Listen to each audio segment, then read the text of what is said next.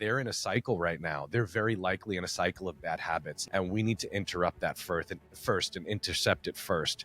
We need to know our values in order to be able to understand whether or not we're living in alignment. And most of us don't know our values that well. Most of us, if you were to ask somebody like, hey, do you know your values? They'll be like, of course. And then ask them, okay, cool, what are they? And see if they could rattle them off. Most of us don't know that. I was one of them. Part of my framework was, well, let me provide an assessment so that guys can know there. Let me put my own spin on it in style to have guys be able to determine what their lifestyle values are. Not so much ethical values, but lifestyle values that they want to live by.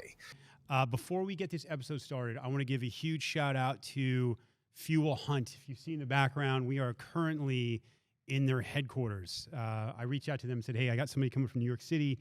I want to record kind of halfway point, and they were very gracious in saying, like, use our headquarters. So here we are. Huge thanks to Joey and Drew and the whole team there for making this happen. All right.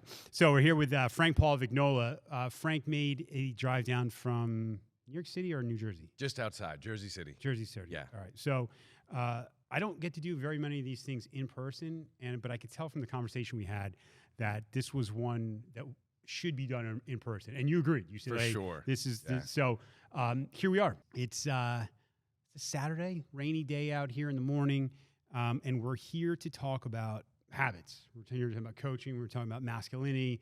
So before we get that started, first off, thanks for coming, man. Absolutely, man. Thank you for meeting me here. I probably should have thanked them earlier, but big shout out to Fuel Hunt, and thank you so much for letting us use this space and for the. But yeah, thank you, brother. Yeah, I'm super excited. Me too. I'm stoked. Yeah, Me too. I've been stoked for a few weeks now. So this is a bit in the making. This is, I think you actually reached out, and I'll get into that. You actually reached out to me. I don't know. It had to be like 3 or 4 months ago. Yeah, that sounds about right. And you sent a message, and I'm not going to surprise anybody to say that. There's a lot of people that reach out to as far as the internet goes, and I'm always going to it a little bit skeptical, and I saw your profile. I saw, well, man, he's got a lot of people that following him, but that in itself isn't a way that that's not part of my vetting process. So it was actually going through some of the content you've been putting out, and more so the conversation that we had on the phone. I was away on a work trip, and we probably spent 45 minutes talking. And I said, all right, well, shit, this is one I can tell there's a lot of synergy in our messaging. A lot of positive things are going to come from this. So one of the main reasons I actually wanted to do this one is I have this kind of fascination or respect for people that have lived on both sides of the habit spectrum.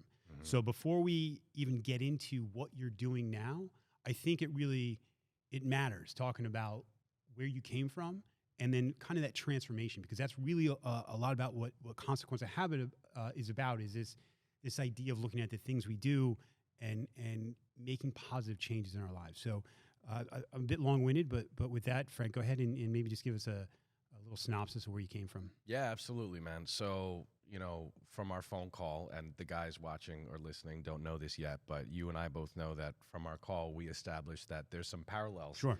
Yeah, in our background and how we got to where we are now. So I'll get into my position on habits in a little bit, but just to start with my story in connection to habits, I had a lot of bad habits. Yeah.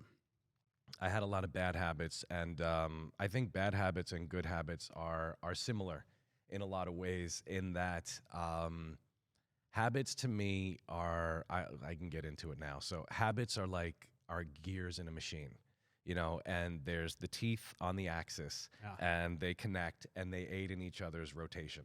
So good habits or bad habits, they will connect and they'll aid in each other's existence and rotation. You could stack them.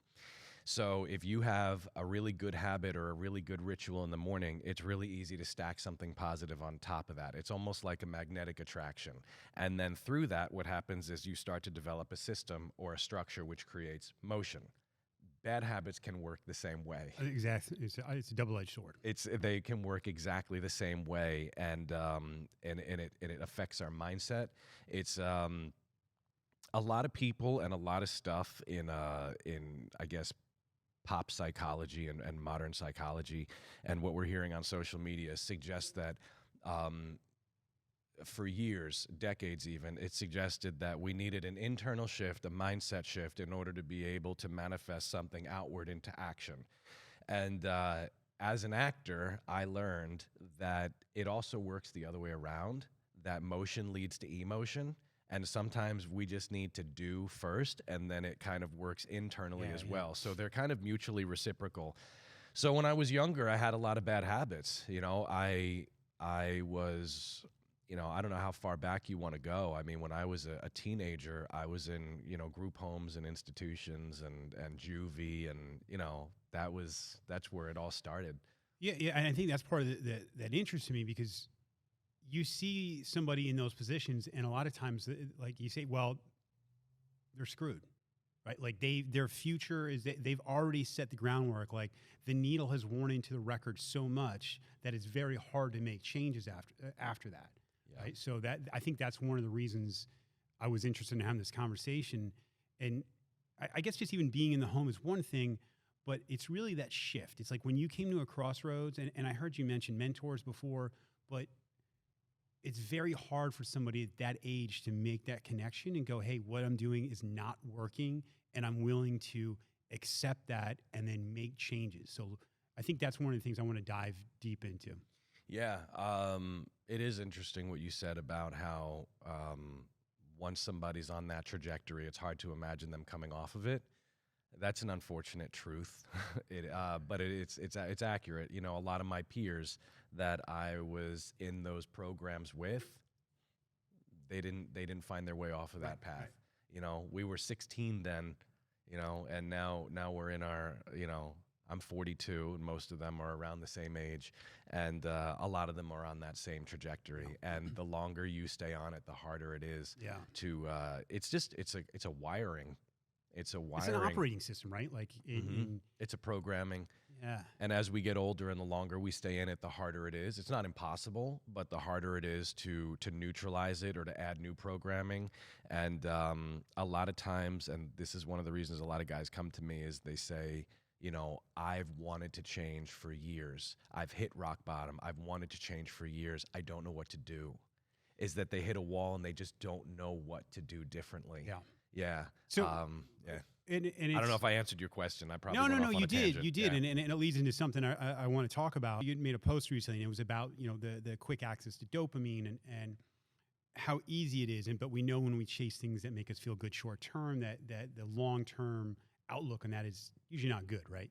Yeah. And when I've had some people go, hey man, you're doing this thing called consequence of habit, but we all know that good habits lead to good things, and we all know that bad habits lead to bad things. Like, you may know that, but the reality is that we are, as far as the country goes, leading in depression, anxiety, suicide, addiction.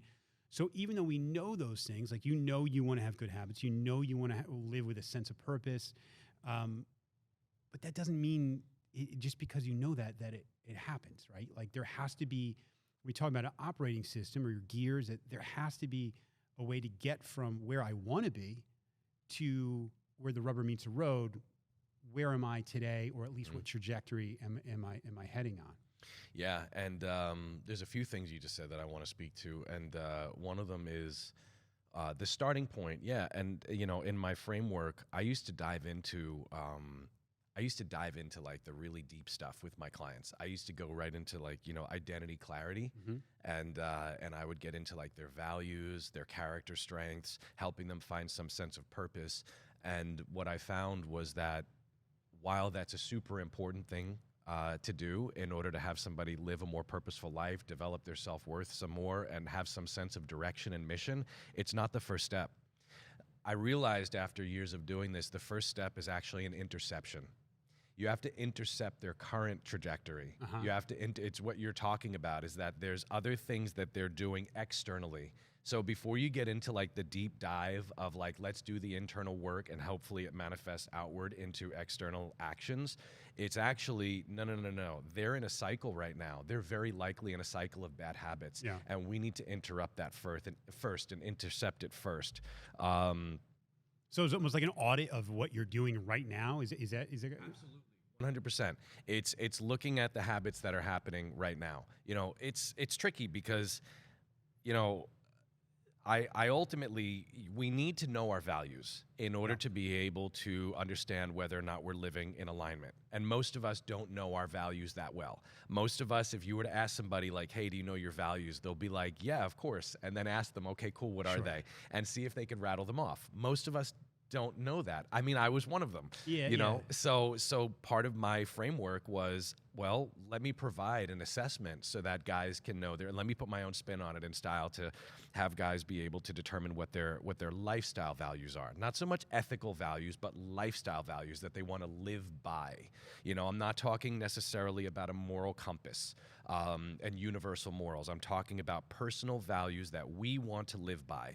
And there's a process to identify those things. And then through that process, we can start making better decisions and have more clarity on who we spend our time with, what we do, you know, what we engage in, and what job we accept or don't accept, and just making choices, you know, assessing our relationships and whatnot. And but the irony in all of this is that what I'm saying is that while that's a process that could take a month or longer, we need to do that from the very beginning. So we have to go in a little bit blindly in the beginning without knowing all of those things and having those answers and say, well, what's going on in your life and what do we know works versus what doesn't work? So we know that if you're consuming a lot of alcohol regularly, that's probably not good.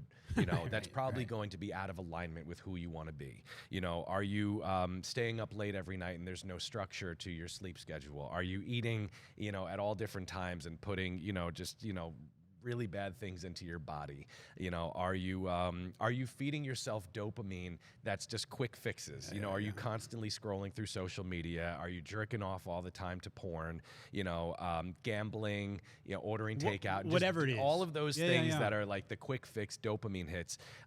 So yes, that's what the interception is. You start off in the beginning with removing those things and saying, all right, let's start to remove some of these quick fix dopamine hits. Let's start to break some of these habits and let's start to bring in some new ones. You know, let's have you wake up first thing in the morning and take a cold shower, do a set of push-ups, or, you know, do something that's going to create a dopamine hit that's more of like a slow build. And that lasts a lot longer. And what I found is that even before they understand their values, even if they go into that blindly, not knowing why they're doing it, but they just trust the process, that even just doing those things, there starts to become a shift. There starts to be, you start to see an internal shift. The motion leads to emotion. Yeah, because that's what, for me, that was one of the eye-opening things is you think that everything happens in like a vacuum, right? Like if you do this, like if you drink or whatever that thing is, and you compartmentalize it like, hey, that isn't affecting me after the fact, right? Right. And then you start to realize, no. Like, I'm an unhappy person. This thing that I was chasing that made me feel good is the same thing that's making me, it takes my own self-worth away, or it makes me feel depressed, or my interactions with other people aren't what they should be. But how long did it take you to make that connection? That's why I'm fascinated about even your time coming from juvie. Is I quit drinking almost 5 years ago, and it's still work in progress, right? Like one of the things I want to do on even with this whole project is we document these things in real time. Like it's still a process, right? Mm-hmm. So, at what point did you start to make those connections and feel confident in yourself enough to be able to start, like, you know, putting this out to the world? It was a process for me too, you know, and it's been a learning process through my teens, through my 20s, even through my 30s. But one of the things that I would say, and I was so fortunate to be able to have this experience, but I was incarcerated for about 4 years total in group homes and shelters and mental health centers, rehabs, and boys' homes, juvie, et cetera. The last 2 years of those 4 years, I was in a boys' home, and that was where I met two really great mentors who had a huge impact on my life. And one of them, a woman, she was my therapist.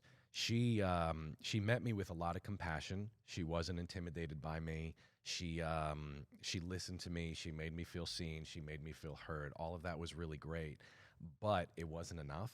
It wasn't enough to elicit or to inspire or motivate a real change in me. Yeah. I still wasn't doing what I needed to be doing. I was trusting her. I was opening up to her, but I was still really misbehaving big time. So then she threatened me. She straight up fucking said, you know, we found another place. It's out of state. It's on the other side of the U.S. Yeah, and it's a 3-year program. Blah blah blah blah blah. This and that. It was all bullshit. I found out later. Oh, really? She made it up. It was a scare tactic. Brilliant. It was a scare tactic, and it was very effective. So I'm saying all that to say, she held my feet to the fire. There was something at stake. Yeah. My freedom. Yeah. There was something at stake. One of the reasons why we don't change is because there's not enough at stake. There's not something directly in front of us, like an immediate consequence. Right. That's why one of the reasons I love the name of your podcast is Consequences of Habit. Consequences motivate us. Sure. They really do. And consequences can be positive or negative, Yep. you know, but an immediate reward, which is, again, one of the reasons why we have these quick dopamine hits provided for us, is because we're constantly being given these quick fixes and stuff like that, which makes us less and less likely to trust a process. I was given, my feet were held to the fire, and I was given a situation that was sink or swim. So I had to turn it around. I had to make a choice. You know, I could have kept fucking off for a couple more years probably and enjoyed it. But once my feet were held to the fire and I realized I want my freedom. I've already been away almost 4 years. Yeah. I don't want to go out of state, not be able to get visitation and home visits and be away for another 2 or 3 years. Hell no. It scared the life out of me. Yeah, there was something at stake now. So that's when it was a test. It was a test to see, what's Frank going to do if we hold his feet to the fire? Is he really that ill that he can't change? Well, let's see. This will determine that. And sure enough, what they found was that, no, he just needed to have his feet held to the fire, sink or swim. Yeah. I think there is something to, like you said, that she was, you know, she's compassionate in some ways. You open up to her, but there's also time to call out bullshit, right? Absolutely. Like, I think that's especially, I don't even know if this is, I mean, that probably goes for everyone. I don't want to categorize as a male thing, but maybe a young male thing. There has to be a point where somebody's like, you know, we can get into your feelings, but it's at some point, bullshit's gotta, like, we gotta stop. Totally. This. And it is, I mean, it can be a male thing. I think that's fair to say. I mean, listen, I'm a coach for men. Right. I've worked with women before. I've worked with plenty of them. I love working with women, and I especially love working with young women. Like in there, I have one that I feel very close to. We just had lunch the other day. She's in her early 20s. I'm tough on her. Yeah. But I'm not as tough as I am on the guys. Yeah. It's almost, I become more paternal with her, so it's a little bit different. But the guys, yeah, I mean, I'm a bit of a motherfucker, you know, and people, when they hire me, they know that. They know that they're hiring me because they're going to get structure and accountability. They're going to get honesty. They're going to get objective, constructive criticism. And I'm going to point out their blind spots.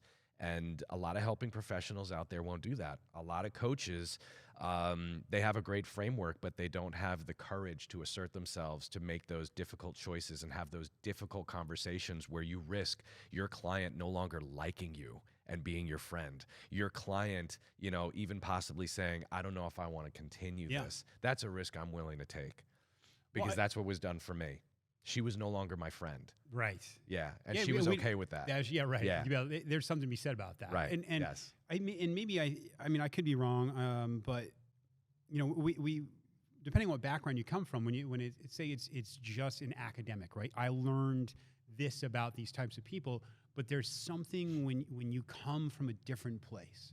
Like, you can spot your own. Like, you can probably see the younger version of you that needed to be called out. Totally. So I think there's something to be said about that. It's like the police officer that came to a crossroads in his life and could have gone either way. They make great police officers because they can smell their own, right? Like, they know. So what was that process like for you to say, okay, I've made these changes. I'm willing to put this out to the world? Because there is something to be said about that. I mean, I feel it here. Like, you run a podcast called Consequence of Habit. There's an expectation. Wait, this person better have their shit together. That's right. And full transparency, I don't always. So what was that process like for you? And then the second part of that question is, how do you deal when maybe you're in a spot that isn't in line with what you're putting out to the world? Or does that ever happen? Yeah, sure. So yeah, full transparency. I don't have all my shit together. Right, no, we're human, right? Yeah, we're human, and I think as leaders, we do want to. The best leaders are exemplars. Is that we exemplify what we're teaching, and what we're talking about, but not perfectly. And anybody who presents themselves in a way that feels perfect, they're not a great leader in my eyes. Yeah, And I agree. there's some people out there who are in the coaching space and in the masculinist space that I consider sort of peers that I've followed. I'm not going to mention any names, but some of them come across, I feel, as actually very grandiose and unrelatable. And I think that's really hard to connect with. I think as leaders, we have to show that we do make mistakes and we fuck up. But to answer your question, when did I transition into or pivot into wanting to be a coach or a leader? It was when she had held my feet to the fire that I started doing the things that I knew that I needed to do, even though they weren't backed by the emotion. Even though they weren't backed by a feeling of motivation, I had to do it anyway. So it was going through the motions. It was developing good habits, and there was a certain standard in that program of you have to live by this, you have to live this way, live that way. There was a structure that was provided. I just had to adhere to that structure. And by adherence, organically, it started to shift something in me internally. And what I learned through that process is that I inspired other people, is that I was naturally a leader. I learned strengths that I didn't know that I had by just going through the motions. And all of a sudden, there I was, 17 years old, and I was leading, That had to be a strange thing because from what it sounds like, you go from being a kid who's told, hey, you're fucking up. You got to get your stuff together. You got to get your stuff together. And then this transition happens where now people are looking to you for the exact opposite things of what you were doing before, right? Now you're leading from the front, saying, hey, this is the way we do things. Yeah. Was that hard to take? Was it hard to take? The pressure? I guess even having the confidence within yourself to say, yeah, I deserve to be in that position, because you've probably been told for a good period of your life that, you can't even be free right now. Right. Yeah. That shift. Or did it seem just like a natural fit? Both. Wow. Seeing is believing. Yeah. So going through the motions, again, it was sink or swim. The structure was provided for me. My life and what happened in that pivot and in that transition is not all that different than what I try to manufacture and create for my clients that are trying to make a transformation in their life. It's just that structure was provided for me, and if I didn't do it, I was going to be sent away. Not really, but I believed I was going to be sent away. Right. So for them, we have to create high stakes, and that's usually an investment of a lot of money. I'm not that paid by the hour session coach, because that you can justify being like, whatever, Yeah, right. It's whatever. But you're going to spend tens of thousands of dollars, you're going to commit. So this high stakes, and then the structure is creating the habits, the good habits, and the rituals, and say, do it anyway. You just need to do it. You don't need to believe it. You don't have to agree with it. You just need to experience it. You don't need to conceptualize it. You just need to fucking do it for 21 days, and then you'll start seeing the shift. So when I started doing what I needed to do in order to not get kicked out of that fucking program, what happened was there was an inner shift. And I got to see firsthand how people were responding. How do I deny what's right in front of me? They could tell me over and over again, Frank, you're a natural leader. Frank, you're this. Frank, you're that. And that reinforcement was helpful, but it was when I started seeing it myself. So was it challenging initially? Of course, but that's the part of the process that we have to trust, and we have to go in blindly, and sometimes we just have to do. It's like, I'm sure you can relate to that when it comes to quitting a substance. It's in the beginning, it's probably different for each person, but I would imagine that even if there is an internal shift, even if we hit rock bottom and we decide, I know I need to do this for myself and I feel completely motivated to do it, there are definitely going to be times where we're doing it just because we know we have to. Yeah, they call it the pink cloud, right? Like when you first start something, you're on this euphoric thing. It's like, oh my God, my life has changed. Everything's great. Right. But when something is a coping mechanism, whatever that thing is, like it doesn't go away. Like, right. And when you talk about actions and emotion leads to actions, that's like when life gets hard, we fall back to the same coping mechanisms that have worked, or not really. They worked short term for our entire lives.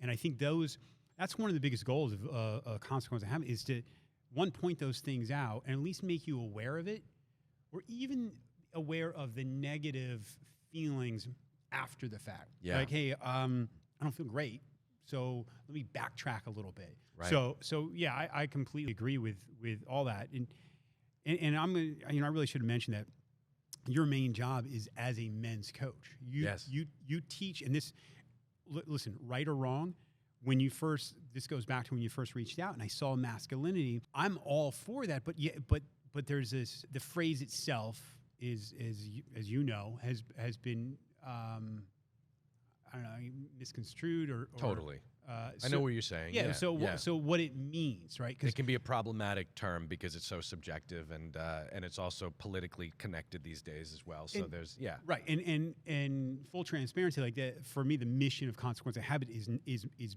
bigger, right? It's for everybody. Absolutely. But it wasn't until I started digging into what you were talking about that I was like, no, this is, first of all, it's good for everybody, right? I'm sure there's a lot of women that, because it's not just this, hey, I'm going to go ruck 1,000 miles and do a bunch of squats. You got to be a little more cerebral, right? Like, it's really looking at you as an entire person. Yes. And having as much balance in that, and not letting one thing control. I don't even know what the hell I'm talking about, Frank. I'm just going off right now. But I mean, I know what I'm thinking in my head, but communicating it. And so maybe you can give the listeners when the word masculinity is rattling around in your brain, what does it conjure? Like, what is that kind of definition for you? When I think of the term masculinity, it's something that I love, and something that I feel good about, and something that I connect with. Yeah. And it's interesting, and I do want to circle back a little bit. Sure. I think I can connect this too. I want to circle back a little bit to the leadership and believing that we can be leaders, and that pressure, and whether or not we can actually get behind that and believe that we have that power. And it's very much tied to what you just asked me about masculinity, because if you would have asked that kid that was in those programs, do you think you're going to be teaching guys about masculinity? I would have Really? fell over. Well, because I didn't have a lot of self-worth, and I actually felt like that was a big deficiency in who I was. Yeah. Was masculinity. I grew up without any brothers. I grew up without any grandfathers. I have a couple male cousins that I got closer with as an adult, but as a kid, I didn't really have any close male cousins. And I had a very rocky relationship with my father. My father was a police officer, Vietnam vet, real guy's guy on the surface. And that was something that I had a hard time connecting with. And as a little boy, he also got custody of me. So it was just he and I. And I know that was a struggle for him. And I believe, listen, he did his best, but his way of handling a boy that wasn't doing the things that he wanted to do, or didn't have the same interests that he had when he was a boy, and wasn't the reflection of him that he wanted.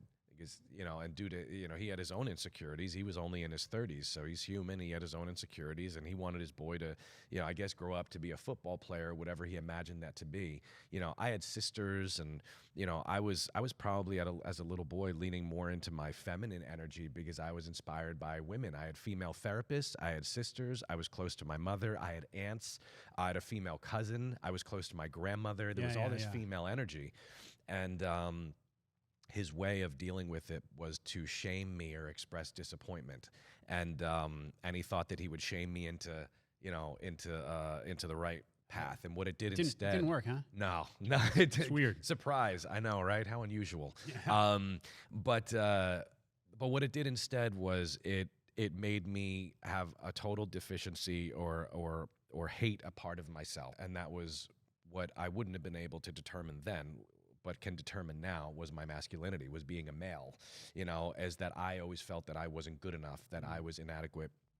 So that was my biggest, not that you asked me this yet, but that was my biggest inspiration for writing the book, because, and it also is very connected to the time when I pivoted into being more of a leader, and recognizing that part of myself is the same time that I was recognizing that I was an inspiration to other people, and that I was a mentor to them, and that they looked up to me, was the same time that I was learning that guys actually did aspire to be more like me, and that they did see me as a masculine energy that they wanted to be more like, that I had qualities and attributes that they associated with being male that they also wanted for themselves. And that is exciting, and it feels amazing, and it's awesome. But also, just because you challenged me with this question, if I put myself back into that younger guy, it is kind of like, get the fuck out of here. Like, no way. No, not me. He's still in there, that guy. Sure. Who did so. Some imposter syndrome. I mean, that's with everybody, right? Sure. But the thing is that, and I don't know if you've experienced this yet. Maybe you have. I hope so. And if you haven't, I hope you do. But I've got to experience, and sometimes it takes somebody else, like another mentor or peer, to point it out to me. But I got to experience how people respond to me.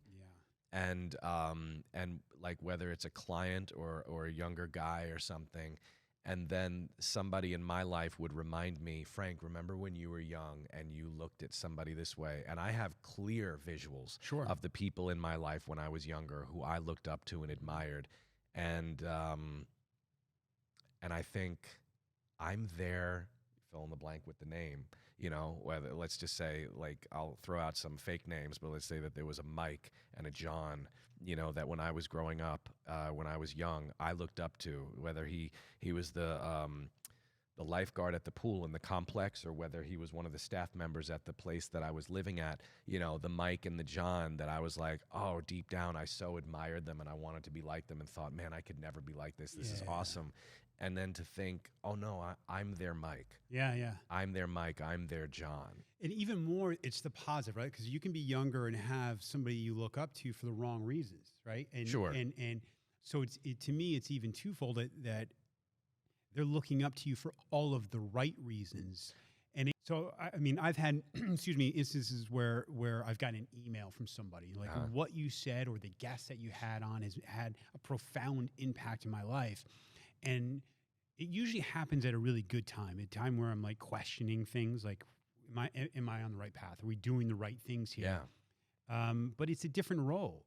And for me, the transition's been strange, where you have one life where you've done this, and maybe you're successful in it, but this is a whole separate time. And the people that don't know the transformation, right? They haven't maybe seen it, or you haven't let them be privy to it. There's that thing where you're like, no, I'm doing this now. And they got to be like, get the fuck out of here, dude. What are you talking about? I know you. Right. Like, no, you don't. You might have thought you did. Yep. But I'm on this path, and it may not be perfect, but we're heading in this direction. So it's these two worlds. And I've talked to other people, as the same thing. They have their day job doing whatever, but on the side, they're doing this whole other thing. And it's this kind of weird thing of two different.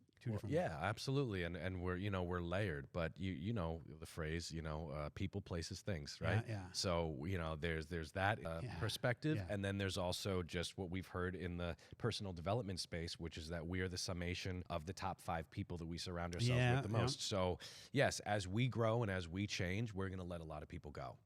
Or we're going to detach ourselves from them and create some space because they're no longer in alignment with the person that we're becoming. And that is one of the sad parts, but one of the realities of growth and of kind of pivoting into a leadership role, is that when you grow at that kind of pace, when you strive for self-mastery, that's a lonely journey. Sure. But it's also unbelievably fulfilling. It's rewarding. And if we have, for the guys out there who become leaders because they have story like ours, which are these kind of formative, full circle stories of coming from where we came from, and then coming into a role where we help other people in that position or positions that are paralleled to those positions, it gives so much purpose to our life that it's okay if it's a little bit lonely. And to your point, what you said, when people question it around you, those are the people that I look at now and I think, okay, I either have to let you go or I have to moderate my closeness to you because you're not encouraging me, to be on this path, and you don't get it. And if anything, you might even be offended by it because we're so out of alignment now. When they say to me, Frank, I liked you better when you were crazy and when you were using, I say, I liked you better when I was crazy and I was using too. Right. Yeah. Exactly. You're exactly right. And I think there's even synergy, the fact that we're having this conversation in the Fuel Hunt headquarters, because there's a lot of, what they're putting out is building this community around those exact things. And, you do become what you surround yourself with. I don't care. I've said this to my kids, how smart, how well-intentioned you are, it's the human experience. We morph, we become what we surround ourselves with. And, I think that's one of the biggest problems, not problems, but one of the biggest obstacles when people are going to make a change. They're like, well, what am I going to, everyone I know around me does this. Yeah. And that's not a fucking accident, right? Because we want to live in a way that we don't feel judged, right? Like if you're, breaking into cars every day, I got news for you. You're probably hanging out with dudes who break into cars or do drugs or do whatever it is. Right. Or people who are worse off than you. Worse off, right? Because you feel better about yourself, right? Right. So there is something to be said about either loneliness or seeking out people that will hold you accountable, even if it's through their own actions, right? Just by them living their life. Yeah. It could be lonely, but it could also just be that we have smaller circles. Yeah. Smaller, more intimate circles. In your coaching business, is there, I think I know the answer to this, but is there a stereotypical client? Is there, do they fit into a certain mold, or are you finding that there is just a really broad spectrum of people that are seeking purpose and to make positive changes in their life? I mean, it's yes and no. Okay. I mean, so the no part of it would be that there are people from different cultures, people of different ages, people from different backgrounds and who have different interests, who do different things for work, introvert, extrovert, all different personality types. The yes part of that answer is in that what they want from me is very similar. They usually come to me because they need structure in their life in the form of consistent good habits, some accountability, and some momentum in their life. They need that inertia back in their life. They don't have structure. They don't have systems in place. So their life feels chaotic and it feels stagnant. The other thing that's really another parallel would be that a lot of guys come to me because they feel like their life lacks purpose. They're going through the motions, but they don't feel purposeful in what they're doing. They don't feel like they're driven by a mission. And these guys likely do not know their values, and they're not crystal clear on their character strengths. And they're not doing things that are intentional and intentionally aligned with those things. And then finally, because of how I'm branding myself, a lot of guys are coming to me wanting to talk more about masculinity, because they might feel some deficiency in their masculinity as well. And I'm hoping that my brand and what I put out there in my book speaks to guys who feel that way. Yeah. Because that's how I felt, and it's the real reason that I wrote the book. We're moving into a time now where a lot of people are talking more and more about how masculinity is needed now more than ever. Yeah. And how we need to bring it back into society, and how there's a responsibility to step into our masculine energy and whatnot. And I am in agreement with that, but I just want to be clear that the way I wrote the book was very selfishly. It was so that people can feel better about themselves. And if there's any guy out there that has ever looked at another man and felt deeply inadequate, that my book could provide some solution so that he could learn to love himself. And I actually think that is the first part of the process in bringing masculinity and leadership and responsibility to society more, is to do the internal work first. Sure. But yeah, so anyway, to circle back to your question, those are probably the parallels that you would find in guys that come to me, is that it's not all introverts. It's not all guys who work in IT. It's not all 25-year-olds who still live at home with mom. There's some of those, but I also get retirees who are 65 years old. I get guys who are unemployed and not doing anything, and then I get CEOs of. So yeah. Yeah, I think that's interesting, and I've seen where people are struggling, and success does not determine whether somebody's struggling or not, right? Amen but that's harder to see from the outside. And I think one of the, even from my own experiences, you can have everything appears to be together, right? Yeah. But that does not mean at 2 a.m. when you're having those conversations with yourself, they don't always align. And matter of fact, I think some people that are good at communicating or good at acting or putting those things out there will put up that facade longer until they can't, right? Until Yes. something has to make a change. And I want to make sure that we're plugging the book. This is Crafting Masculinity, and you can get this where? Amazon? You can get it on Amazon. All right. Yeah, there's the paperback version, there's a Kindle version, and soon, in the next few months, there's going to be an audiobook. Okay. Getting into habits, Frank, what are some of the things that you do that you know either add value to your life, make you feel a certain way about yourself? What's your kind of daily routine look like?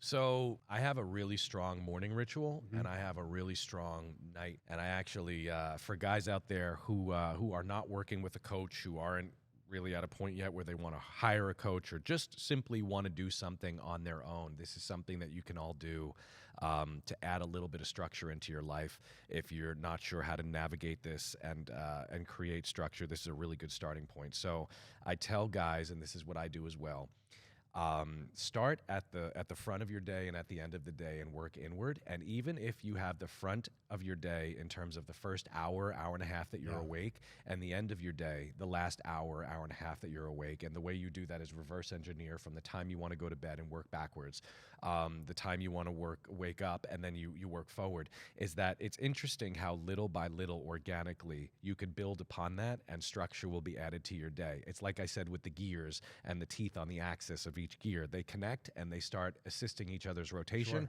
You could stack good habits on top of one another. So for me, my morning ritual, I wake up and I avoid the phone. I try to do a 5, 4, 3, 2, 1 out of bed thing. Full transparency. Sometimes I'm in bed for 10 minutes before I get up. But, you know, I get out of bed and I do not scroll. I stay away from the phone because I want to make sure that my first dopamine hit of the day is something that's really good, because I believe, and I think with science has proven this, I think I read it or heard Andrew Huberman say this, that if our first dopamine hit of the day is how we train our brain to seek dopamine for the rest of the day, and then when we sleep, it resets. So if you wake up and you scroll through your phone and you get a quick fix, that's how you're going to seek dopamine for the rest of the day. Subconsciously, you're going to want your phone, you're going to want to jerk off, you're going to want the chocolate, you know, alcohol, etc. So I wake up and I try to block out all of that stuff, and I'll either make my bed or a cold shower or all of the above. You know, the push-ups, it's something difficult. The making the bed, it's a feeling of accomplishment. The cold shower, there's so much good that comes from fucking cold exposure. Oh yeah, So I'll do that. I also really strongly believe in feeding ourselves inspiration and inspirational material. We have to feed ourselves. Artists need to feed themselves inspiration in order to continue to create. People who are obsessed with personal development need to feed themselves inspiration in order to continue to develop themselves. We need that. So we have to have our own mentors, even if we don't necessarily know them personally. So, you know, you can listen to the Michael Share now. You can listen to you know, Consequences of Habit. You can listen to the Bedros. You know, you have to have your podcast, have a good audiobook, and make it part of your ritual. You know, I'm listening to my audiobook for 30 minutes every morning while I'm making my breakfast. You know, it's putting good things into my head. We need that immersion. So that's how I start my day. And then once I've done that, that's when I can look at my phone. That's when I'm allowed to check my emails. That's when I can go on social media and scroll if I want to, because I already got a bunch of really good dopamine hits, and I'm feeling high and I'm feeling energized in a good way, and it's a lasting high. So that's how I start my day. And ending my day, it's kind of like winding down. Yeah, I need that. I need more of that. I need more winding down. I like winding up, and then we're just going to ride it as long as I possibly can. But you're telling me, like, there's lots of times I get very little sleep. So I literally just had a conversation with my wife a couple days ago. I was like, I need a cutoff. Like after this time, no more, because otherwise I'm laying there. So at what 2 in the time do morning. you want to go to bed? 6 o'clock. No, so I try to go. I'm usually in bed around between 9:30. Okay. I think I'm naturally a morning person, so I'm usually up by 5 o'clock. You're up by 5. Okay, so are you an 8 hours of sleep kind of guy? I mean, yeah. Well, what I mean is, what works good for you? And 8 hours would be great. To answer this is answering the question, and the guys listening can also apply this to themselves. So this would be my formula of what I would do with a client. So you're 8 hours, 7 hours, 8.5. Anywhere like, between 7 and 8, and I feel fantastic. Okay, all right. And 5 a.m. it's not challenging for you to get up at that time. That works for you. No, I really cherish that time before everyone else gets up, and that's where I'm going to Getting up before the sun. That's when I'm probably gonna work out, or at least I'm gonna work on my to-do list, my checklist, maybe journal, read my daily stoic, whatever that thing is. Cool. That starts me off the right way. Okay, so you want to be in bed sometime between 9 and 10. Yeah. That's going to get you your 7 to 8 hours. You know, some people work really nicely with a flexible window like that, and some people do not. Some people are like, just give me a time, I need structure. Yeah. So if you're one of the people who needs a time and wants, structure, let's just say right in the middle, let's call it 9:30. So 9:30 bedtime, what that means and what I tell my guys is that doesn't mean that you start brushing your teeth at 9:30. You're in bed. That doesn't mean you turn your TV off at 9:30. That means you are in the bed with the lights out at 9:30. Yeah. So that means that you have to start prepping at 9 o'clock. Yeah. So all electronics are off by 9 o'clock and you're doing your evening routine, whatever that's going to be, Sure. brushing your teeth, things like that, setting your alarm on your phone, planning your next day. So that means 9 o'clock, everything is off. Yeah. That means your brain too. You're not working anymore. Yeah, I think that's the hard part, and that's where I think even my mental shutdown needs to be like probably 2 hours before I actually in Well, bed. that's the next step. So if 9 o'clock is when all things go off and you start your preparation to get into bed by 9:30 with the lights out, that means that at 8 o'clock, you want to start, especially for you, if you say that you need to really wind down and shut the brain off, you need to start a wind down routine. Yeah.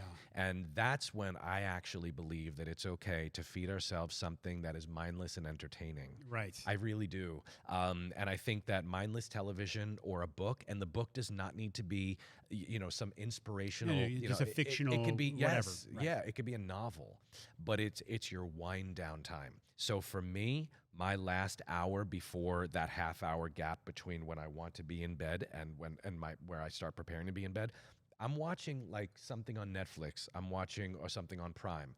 Right now I'm watching The Boys on Prime. Yeah. So, yes, can I get connected to the story? Sure. Is there some emotional resonance and do I get involved? Sure. different though. But my brain's not working. Yeah. My brain is not working, and I'm not looking at my phone and responding to things and emails while I'm watching. The phone is down, and I am winding down, and I am losing myself in a TV show for the last hour of my day, and then I have 30 minutes before I want to get into bed. And then by that time, I'm tired. My mind is shutting down. And if you really, really, really need something else to aid you, use a sleep meditation. I like Insight Timer. It's a free app. You can go on there. You could look up sleep meditation. Sure. I don't know if your wife is going to love that because if she's in the bed next to you, she's going to have to hear it too. But, there you can listen to a sleep meditation and it will take you through the motions of shutting the brain off. Yeah. And I think understanding that when you do these things, that you're actually more productive, right? Like, because you can feel like I'm not doing enough, because I've got to do. But in reality, you can't get into that deep work if you're not sleeping, right? That's so right. You need to It's have a basic that shutdown. need. Yeah, right. It's a basic need. Like the way we need to move our bodies and we need exercise, the way we need to hydrate and the way we need to feed ourselves, nutritional foods, we need sleep. And guys who tell me like I get 4 hours of sleep and that makes me, an alpha and I'm ahead of everybody else because I get 4 more hours in my day. Okay, good luck sustaining that. Yeah. What are you, 23? Talk to me when you're 42. Right. Good luck sustaining that. There's not too many people out there who can operate on 4 hours of sleep. Not long term. Right. No, we need our sleep. We need to know our bodies. Are there people out there who could do 6.5? Probably. That's fine. Yeah. I'm not one of them. Yeah. They're unicorns, right? Like they're not. Yeah, right. I'm not one of them. Right. I'm one that does really well on 8. And you know what? On a workout day, I do even better on 8.5. Sure. And I wanted to be a 7-hour guy. Guess what? My body said no. I do better with 8 hours, and I've accepted that. So that means I get an hour less of daytime, but you know what? My daytime hours that I am awake for are more productive because I've listened to my body. I'm well rested. I don't need naps. I don't need an afternoon coffee. I don't have an afternoon crash after lunch. I'm awake. Yeah. Yeah. Yeah, it's it's a form of self-love. Like you think you're holding yourself back from something, but understanding that, and I think that took me a long time too. Right, like it's an act of self-love to have these things of discipline. I went in the military, and I'm ADHD, or at least I don't have the hyperactivity, but Same. and I go in the military and I excel. Like I get all these awards. I'm like, oh man, I'm cured. Right. I got this thing figured out. The only thing that was cured is there was structure. Like there was I structure. was in my just life. thinking the structure was provided for you. Yeah, So you do amazing when structure's there. Yeah, and I accept provided that. for Like you. I have to accept that. Like Yeah. these, because I know, because I got out and I'm like, yeah, I got it all figured out. And I went through some of the darkest periods of my life. It's because I didn't have this structure and I hadn't made that connection yet of like accepting that and understanding that my actions, the emotions that come with it. And that was like, man, this is a train wreck, right? Like this isn't good. Yeah. And really it was a move back east and I'm kind of going off I'm actually interviewing myself right now. But it had where I got no, but I'm so resonating with what you're saying because I'm remembering a time when I had a light bulb moment and I almost wanted to enlist. Yeah. Because I missed the structure that was provided for me in that boys' home and I excelled in it and I wasn't excelling in life and I couldn't figure out why. So I get what you're saying. I do. It's just that it's up to us to provide the structure for ourselves. If you're an entrepreneur, if you don't have a 9-to-5, if you don't have any structure provided for you, you have to fucking find the willpower and the discipline to be able to provide it for yourself. Even if that means having a mentor or somebody that helps you keep yourself or coach. Amen, brother. Like absolutely. That's what they're there for. Yeah. Yes. Right. So that's part of it. Like it's okay to say, hey, this isn't my normal operating system. Maybe I don't hold myself accountable enough. Yeah. But part of that process means I need to put those checks and balances in place. I'm actually glad you put that out there because there's a lot of people who have this misconception or feel like there's this stigma around working with a helping professional, whether it's a therapist, a mentor, or a coach, that it means that your life must be fucked up. Yeah. That if you're investing this kind of money and working with a coach, obviously you're sucking at life. Right. And you know, wow, am I that fucked up? Am I that bad off? It doesn't have to be that you're fucked up and you're bad off. It could be that you're somebody who thrives in structure. Yeah. And you want to get to the next level. That you want to be a high-performing person. You want to be the alpha version of yourself. You know, you want to go from beta to the next level. You want to go from amateur to pros. You know, and what do? We hire a coach to provide that structure that's going to push us in a way that we won't push ourselves. Yeah, it's not a weakness, right? No. To me, the weakness is continuing to do the same thing over and over, right? Like accepting that this isn't come natural to me, so I'm going to do what I need to do to get the help to bring me to that next level. That's self-awareness and that's strength, right? And like you said, it's self-love. Yep. Once we can silence our ego and we could frame it differently in our heads, we realize that it's not a sign of weakness. It's actually a sign of self-love. Yeah, 100%. Yeah, and anybody who tells you otherwise, once you have that clarity, you could just, rather than question yourself, you could just be like, all right, yeah, you haven't evolved to that level yet. I get it. All right. Right. Yeah. Frank, is there anything else, man? Because we could probably do this for the next 3 hours, but is there anything we haven't covered that you would really like to make sure we hit? I think we hit on everything that we wanted to talk about. We said we wanted to hit habits. Yeah. We said that we wanted to talk about our stories and the parallels in them and how we got into where we were. We had a really nice moment that we didn't plan for where we talked about leadership, which was really cool because I see us both as leaders. And we talked about masculinity. I think we hit everything, brother. Frank, if somebody wants to find out more about you, maybe they're interested in your coaching services, I can't talk now. Try that again? Yeah. Let's do that one more time. That was the remix version. Where can they find you? You can find me on my website. My coaching website is masteredman.com. That's MASTERED man.com. And you can also find me on social media. Just look me up on Instagram. Cool. Find me on there. Awesome. Yeah. Well, thanks again for making this drive, coming down. Like I said, this was an hour-and-a-half drive for you. I appreciate you taking the time to do this. I'm stoked to see what comes in the future, but just between our interactions here. And man, I appreciate you. Absolutely, brother. I appreciate you too. All Thanks right, for awesome. everything. All right, Thanks. man. Yeah.